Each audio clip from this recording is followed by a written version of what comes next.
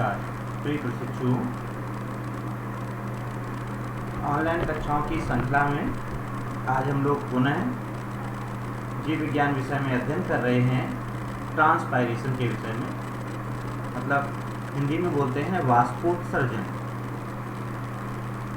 अध्ययन करने से पहले जरा इस बात पर चर्चा कर लेते हैं कि विगत दिनों में संस्थान के द्वारा आपको निर्देशित किया गया है कि सभी लोग अपने अपने मोबाइल में आरोग्य सेतु ऐप एवं आयुष कवच ऐप को इंस्टॉल कर लें। आशा है कि आप सबने इंस्टॉल कर लिया होगा। अगर आप में से कुछ लोग रह गए हैं तो अतिशीघ्र उसे अपने मोबाइल फ़ोन में इंस्टॉल करना सुनिश्चित करें। और आप सबकी जिम्मेदारी बनती है कि आप ही नहीं बल्कि आपके संपर्क में, आपके समाज में जो लोग भी रहते हैं उन सबको भी इसके लिए प्रेरित करें, लगातार प्रेरित करें कि किस तरह हम इस कोविड-19 कोरोना महामारी से बचाव कर सकते हैं और उस बचाव के लिए इस आयुष कवच ऐप का इंस्टॉलेशन और उपयोग कैसे किया जा सकता है, ये आप अपने समाज में भी प्रसारित करते रहें। आज हम लोग अपना टॉपिक स्टार्ट करते हैं वाष्पोत्सर्जन। देखते हैं वाष्पोत्सर्जन क्या है। जो पौधे हैं वो अपनी जड़ों के द्वारा जल का अवशोषण करते हैं। मृदा में पाए जाने वाला जो जल है उसे पौधे अपनी जड़ों के द्वारा अवशोषित करते हैं। जड़ों के द्वारा जो जल अवशोषित होता है उसकी बहुत थोड़ी सी मात्रा पौधे अपनी जैविक क्रियाओं में उपयोग में लाते हैं। शेष काफी अधिक जल ऐसा होता है जो पौधे की जैविक क्रियाओं में उपयोग नहीं होता, बल्कि वो जल पौधे के वायवीय भागों के द्वारा, वायवीय भाग का मतलब जो वायु में पाए जाते हैं भाग, जैसे कौन कौन से तना है, पत्तियां हैं या पुष्प हैं, ये सब वायवीय भाग हुए।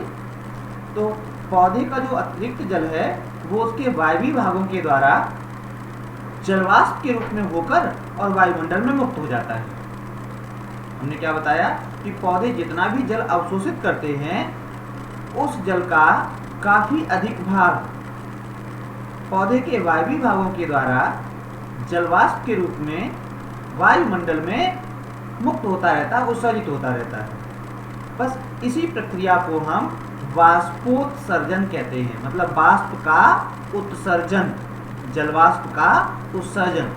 कैसे? पौधे के वायवीय भागों के द्वारा अतिरिक्त जल का वाष्प के रूप में उत्सर्जन वाष्पोत्सर्जन कहलाता है।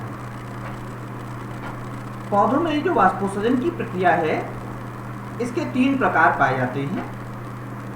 पहला प्रकार स्टोमेटल ट्रांसपायरेशन, मतलब रंध्रीय वाष्पोत्सर्जन। दूसरा प्रकार क्यूटिकुलर ट्रांसपायरेशन, मतलब उपत्वचीय वाष्पोत्सर्जन। और तीसरा प्रकार लेंट्रिकुलर ट्रांसपायरेशन, मतलब वातरंध्रीय वाष्पोत्सर्जन। एक एक करके इनका अध्ययन करते हैं। जो सबसे पहला प्रकार है जिसका नाम है स्टोमेटल ट्रांसपायरेशन, मतलब रंध्रीय वाष्पोत्सर्जन। ये रंध्र क्या होते हैं?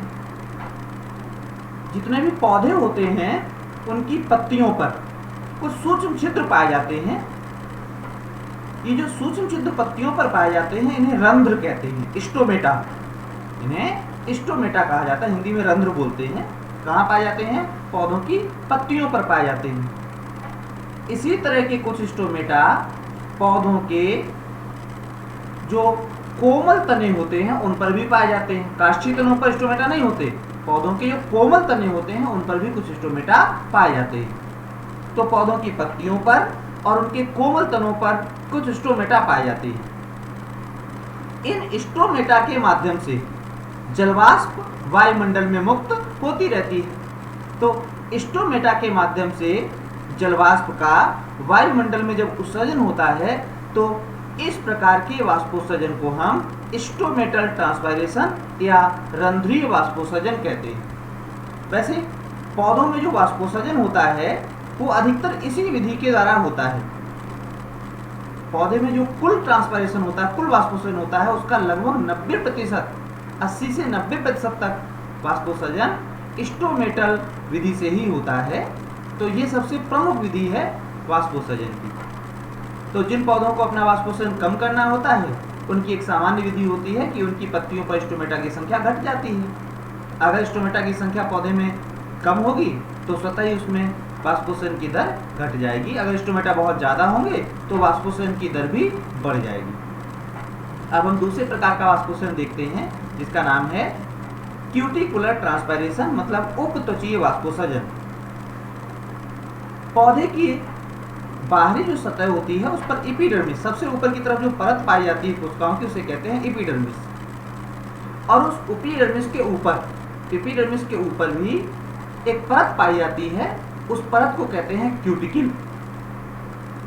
एपिडर्मिस की जो कोशिकाएं हैं उनसे भी कुछ मात्रा में जलवाष्प बाहर उत्सर्जित होती है, लेकिन उसके ऊपर जो क्यूटिकल पाई जाती है वो उस जलवाष्प को बाहर जाने से रोकती है।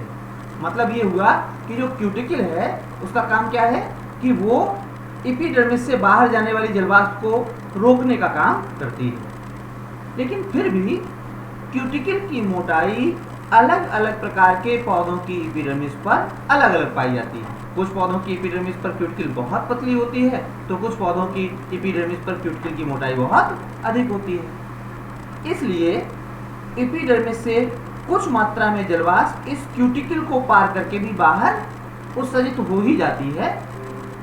वह वाष्पोत्सर्जन जिसमें क्यूटिकल के माध्यम से होकर जलवाष्प का उत्सर्जन हो जाता है इसे क्यूटिकुलर ट्रांसपायरेशन कहा जाता है। इसे हम क्यूटिकुलर ट्रांसपायरेशन कहते हैं।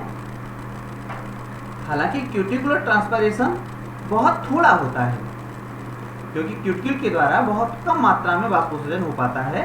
लगभग 5 से लेकर 10% तक वाष्पोत्सर्जन इस विधि के द्वारा होता है। फिर तीसरे प्रकार का वाष्पोत्सर्जन है जिसका नाम है लेंटिकुलर ट्रांसपायरेशन, मतलब बातरंध्रीय वाष्पोत्सर्जन।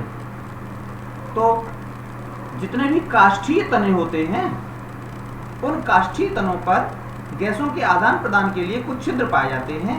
इन छिद्रों को हम बातरंध्र कहते हैं।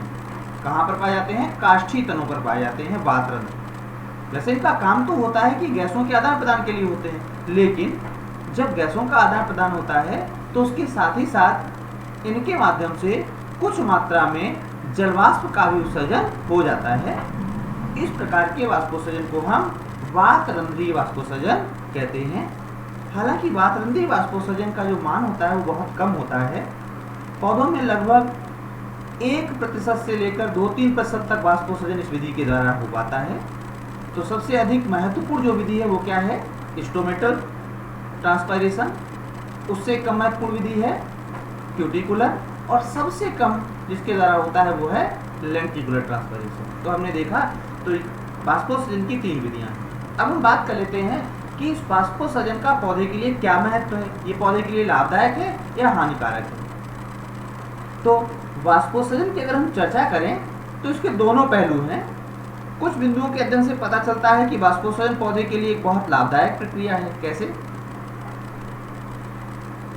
जब वाष्पोत्सर्जन होता है, मतलब पौधे के बाहरी भागों से जल का उत्सर्जन होता है तो जलवाष्प बाहर निकलती है, और जब वो जलवाष्प बाहर निकलती है पत्तियों से तो पौधे के जाइलम में एक खिंचाव उत्पन्न होता है, और वो जो खिंचाव उत्पन्न होता है उस खिंचाव के कारण नीचे की तरफ से जड़ों से अवशोषित होने वाला जो जल होता है वो आसानी से ऊपर तक चढ़ जाता है।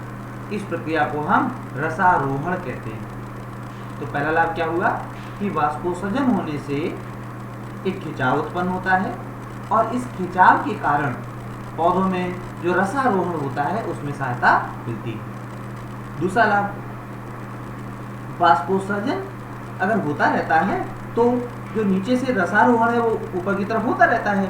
इसके द्वारा जो जल और खनिज पदार्थ हैं वो पूरे पौधे के विभिन्न भागों में वितरित हो जाते हैं। तो जल और खनिज पदार्थों का पौधे के विभिन्न भागों में जो वितरण होता है उसमें भी वाष्पोत्सर्जन सहायता करता है। और तीसरा सबसे महत्वपूर्ण जो लाभ है वाष्पोत्सर्जन का वो ये है कि जैसे आपने देखा होगा घड़े में पानी भरा होता है। जब घड़े में पानी भरा होता है तो घड़े में भरा हुआ पानी अंदर ठंडा कैसे हो जाता है? घड़े में जो अंदर पानी भरा है वो ठंडा कैसे हो जाता है? उसका लॉजिक ये है कि घड़े में सूक्ष्म छिद्र पाए जाते हैं। अंदर भरा हुआ जो पानी है वो इन सूक्ष्म छिद्रों से बाहर आता है।